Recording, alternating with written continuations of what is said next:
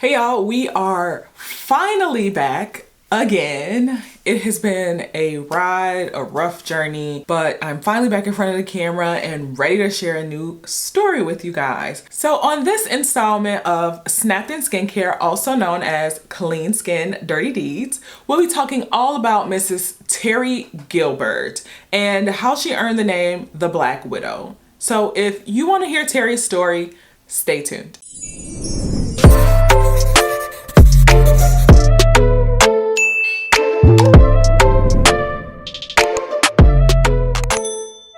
All right, y'all. Now, I know I owe y'all an explanation. It's been a while, but I've had a ton of things going on in my personal life and my family life that really caused me to need to take a step away from YouTube, filming, and just really focus on my family and making sure I can work enough to keep my job at this point. So I do want to say thank you to everyone who's still hanging around, reaching out to me, checking on me. I really appreciate that you guys are still looking for content from me, but I am back for now. I am ready to hop in and share more stories with you. But before I do that, for those of you who are just finding my channel, hey sis, hey sir, sit down, stay a while, grab your skincare. Let's get this skin glowing again because God knows I need it. Make sure you subscribe. Make sure you hit that notification bell so that you get notified when I post new content. Also, make sure you like the video and engage in those comments.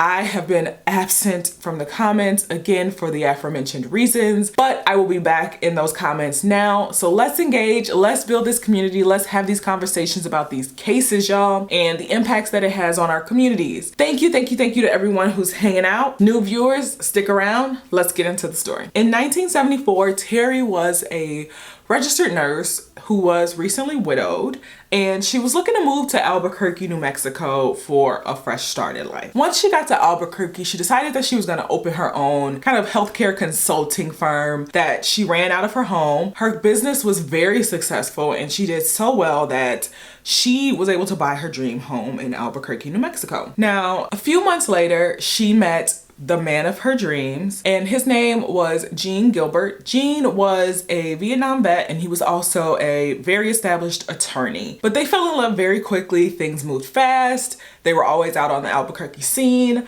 and they ended up getting married about a year later. Now, this was Terry's third marriage. This was Gene's second marriage, and he was recently divorced from his first wife. Now, fast forward to about 13 years later. They've been married for 13 years, and Gene is now starting to get into his political career. So both he and Terry are very well known in the community. They are very well liked by the community, and both careers are really growing. He has his own law practice, and he's getting into the politics world, and she has this successful, thriving healthcare consulting firm. So they are doing very well for themselves. And everything really just appeared, you know, as they always say, perfect to everybody on the outside looking in. But after 13 years of marriage, some cracks definitely started to show in the relationship. Terry actually found out that Gene was having an affair and had been having an affair for over 4 years by this point with a fellow attorney by the name of Mary. She even caught Gene and his attorney in a motel room, him naked, answering the door, in action basically. And she lost it. So this is how bad the relationship had become between the two of them. So after this took place, after she found out about the affair, Terry and Gene separated. Gene got kicked out of her dream house. He got his own apartment. And it was reported that one day Terry showed up at Gene's apartment. And she showed up with a gun, threatening him with a gun to let her in. So he finally let her in, and she proceeded to physically assault Gene in his apartment. Now, the police were called, and Terry was actually arrested and charged with domestic violence.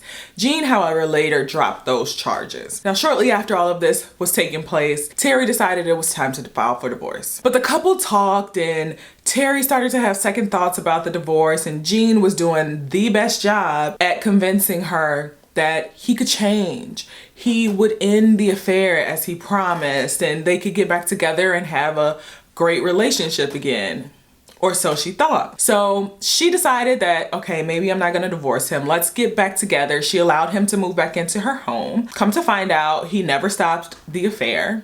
And basically, she was just forced to swallow it if she wanted to keep her relationship which she did for quite a while. So they kind of stayed in this weird state of their relationship for about 4 more years. But after this reconciliation, even more cracks started to appear in this marriage. So it came out that Gene was heavily in debt with the government, both federal and state, in terms of taxes that were not paid on his behalf within his business, personal, you name it, he owed it. And also his business was not making any money itself. So the law firm was bringing in no funds. So really the only asset that the couple had, and it really wasn't even the couple that had it, was Terry's dream house. But that house was hers and hers alone. So what did Gene do? He tried to pressure his wife into refinancing the house so that he could use the equity from the house to pay off all his debts. She was not having it. She bought that house with her own hard-earned money from her successful business that was still successful even though his wasn't. And she was not giving up equity that she had built in her own home. And at that point, she was fed up and she kicked him out of the house for the second time. Now again, Gene tried to weasel his way back in with Terry. He tried to prove that this time he was really changing and he was really responsible. So to show that he was responsible, he took out an insurance policy on Terry. $100,000 insurance, life insurance policy on Terry. And that was to show that he was responsible. And she bought it. She felt like, oh, he's showing that he can handle finances. No. That would tell me a whole different story. But either way, she let him back in yet again. He even tried to surprise her and fly her out to Vegas for a weekend getaway, and they really seemed to be enjoying each other and rekindling their romantic relationship. And you know, at the end of that journey, he asked her again, hey babe, would you refinance the house for me? You know, I did all this for you. I took you on a little weekend trip. So now can I have your home equity? And this time she agreed. Now, it was also reported by some sources that he had actually went ahead and started the refinancing process on her home and just forged her signature. So he was really just trying to get her on board so that she'd be okay with what was already in process. But either way, the whining and dining worked. He flew her out, it worked. And she agreed to do the refinancing. But tables turned right after they got back. As she was completing the refinancing process, they had a list of debts that they were going to use the equity to pay off once the refinancing was complete. And as she was going through that list, she noticed a $14,000 credit card bill that Gene and his lover at the time had run up that was included on this long list of debt payments to be paid with her home equity. And sis was not having any parts of that. None of her equity that she had put into her home was going to pay the luxuries and the whining and dining that you opted to spend on your mistress. She was not having it. And that was the final straw for her. She remembered that her mortgage broker said, hey, you know what? You have 3 days to say, never mind, I don't want to do this. She was still within her 3-day window, so she canceled that refinance and she kicked Gene out again. Now we get to August 18th of 1996. So Terry is at home. Gene is blowing up her phone yet again. They're still within that 3-day window of the refinance being able to close the next day. And he's trying his best to get her to change her mind and go forward with the refinance. And she's still having none of it. His charms were not working this time. Now later that night, 911 receives a phone call from Terry. She says that there was an intruder in her home that she shot and killed, and she needed police officers and emergency services. Now, when emergency services arrived, they walked into the home. Terry was sitting calmly, not fazed, not affected, in her living room, and told them that, you know, the intruder was downstairs. So when emergency services went to go check, they found a man at the bottom of the stairs who had been shot in a pool of blood, and there was a small gun nearby his body. When Terry was interviewed by police, she told them that she was at home. It was around 9:30, 10 o'clock that evening, and she heard a door creak. She heard her front door creak open very slowly, and then she heard some very quiet footsteps coming into her home.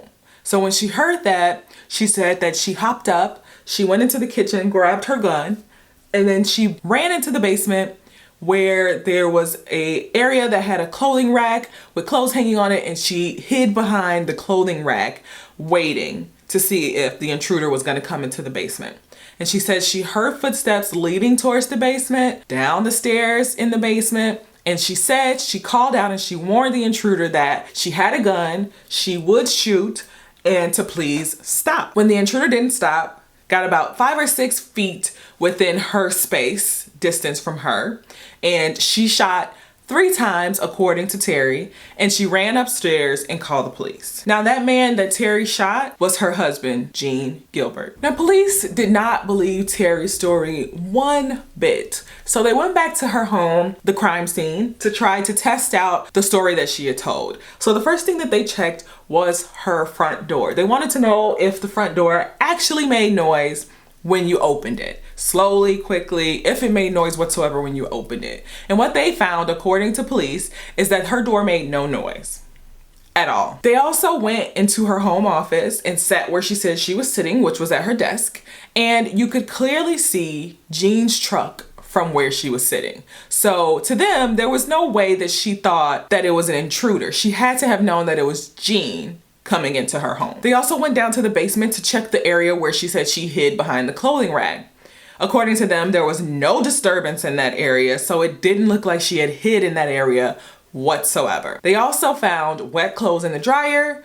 They found a wet shower in the basement. So to them, it looked like she had freshly showered. She smelled like she had freshly showered. So she looked like she had showered, blow dried her hair, changed her clothes, and put her wet clothes in the dryer because they thought she showered with her bloody clothes on. And they felt like she did all of that before she called police. And then they also noticed that according to her story, she was frantic, she was afraid, she was kind of just shooting to get the intruder away from her, and it was pitch black. But when they look at where the gunshots landed, all 3 gunshots hit Gene perfectly. Now, police also do find her diary, and what her diary shows is a little bit of a different perspective. Her diary mentions that she has been verbally abused by Gene for years and no one knows about it, and she's just suffering in silence. So less than a day later, on August 19th, Terry Gilbert is arrested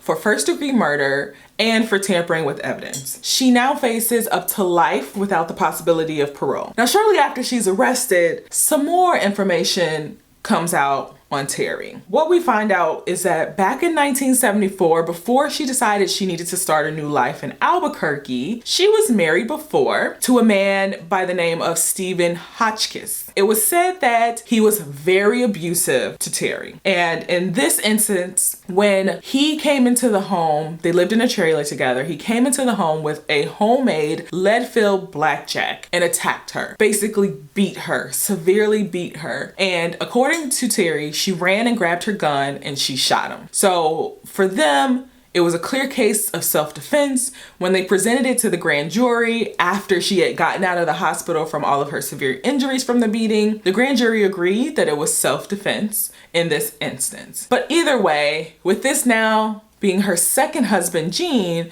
that has been killed at the hands of Terry herself, she earned herself the name the Black Widow. Now, in her trial, prosecutors argued a number of different things. They said that the motive for Terry to murder her husband was because of the affair and because of the verbal abuse that he had been inflicting upon her. However, what the prosecutors could not mention was the previous killing of her first husband, and they also could not mention that previous arrest of battery against Gene, her husband at the time, either. So the jury got to hear none of that information. But prosecutors presented all the evidence they had, including the wet clothes, the wet shower in the basement, the fact that there was no footprints in any of the blood that was in the basement. They tested to see if it was actually that dark to where she couldn't see who the intruder was. And they found that there was enough ambient light for you to see a number of things, including who the intruder would have been, amongst a number of other things, which is probably how they thought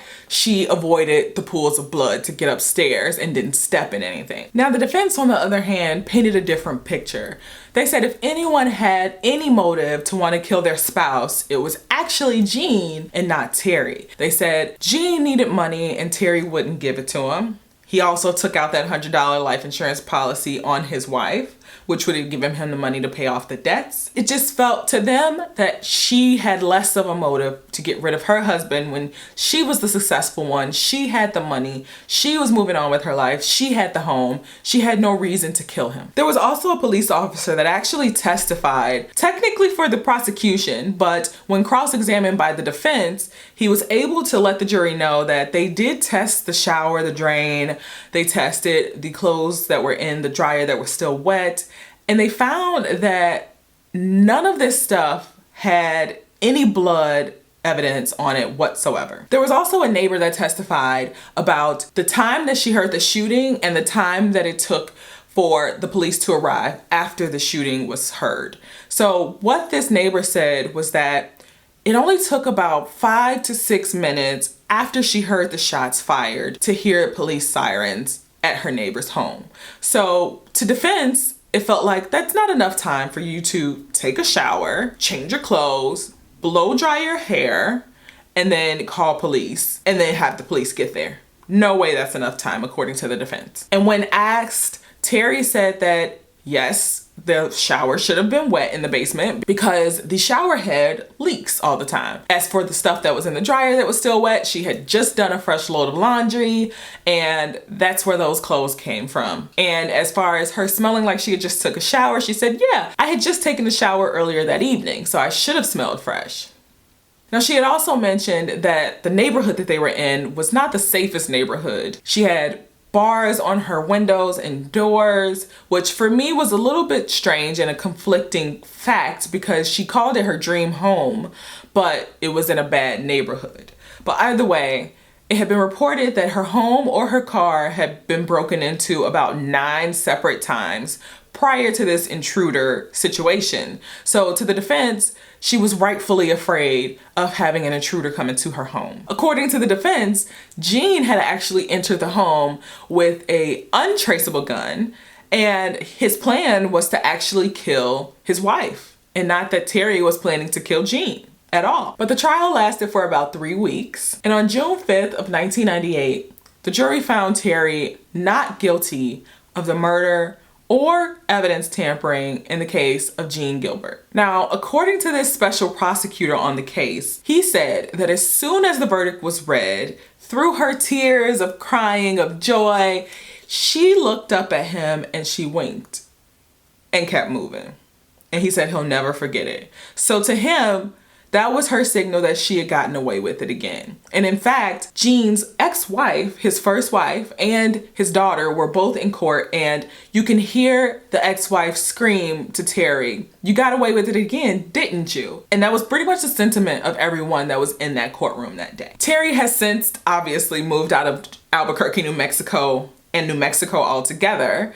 And that's the story of Terry Gilbert, aka the Black Widow. And to finish off today's skincare routine, I will be splashing on my new baby that I got for Mother's Day. Thank you, hubby and kids. But this is the Casa Murati Dama Bianca, and I am so obsessed with this smell. It smells so beautiful. It's such a niche fragrance. The house is a niche house as well. It's Xerjoff.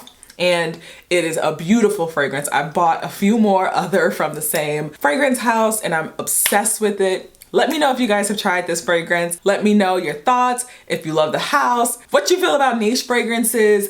Anyway, I'm obsessed with them right now. It's my new thing, but love to hear your thoughts. I also want to hear your thoughts on this case. This case was crazy. You have a lot of pieces to this case. You have a previously battered woman who is going through what she says is something similar, but more of a verbal abuse than the physical abuse, but abuse is abuse, right? So you have that battered woman mentality, but then you also have reports where she's the one that's being arrested for physical battery against her husband.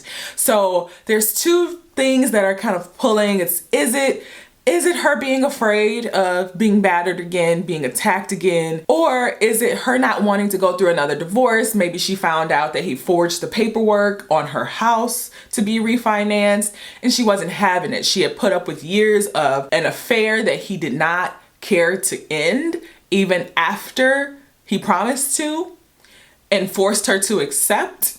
So there's just all these pieces that make it really hard to determine whether she did this or not, especially with the first one seeming like it's a justified shooting. She was being attacked. She was hospitalized for severe injuries afterwards. So it's really hard to decide what I think happened in this case, but I want to hear your thoughts down below. Let me know what you think about this case. And really quick, before I go, I wanted to thank this week's sponsor, another sponsored video from Skillshare. I definitely appreciate the partnership with Skillshare. For those of you who are not aware what Skillshare is, it is an awesome platform that offers these different courses, whether you want to enrich skills that you already have or you want to learn a new trade or a new skill, whether it be photography, art, self-care, yoga, cooking, anything you could think of. There are courses for you to enjoy. I recently took part in the self-care course. I also took part in a few of the courses that they offer around video editing and making the best out of your YouTube channel. So I've really found a lot of valuable information on Skillshare. The platform is awesome. So make sure you check them out at the link below. And the first 1,000 people to use the link will get a 1-month free trial of Skillshare. So make sure you check out that link down below. You don't want to miss this opportunity, whether it's learning something new or honing the skills that you already have. Sis and sir, check it out. But that is it, you guys. I appreciate the love. I appreciate you guys riding for me and checking on me while I was out and down. I'm back hopefully for a while. So make sure you stay subscribed. Make sure you hit that notification bell. Like the video. I will see y'all next time. Love you guys. Bye.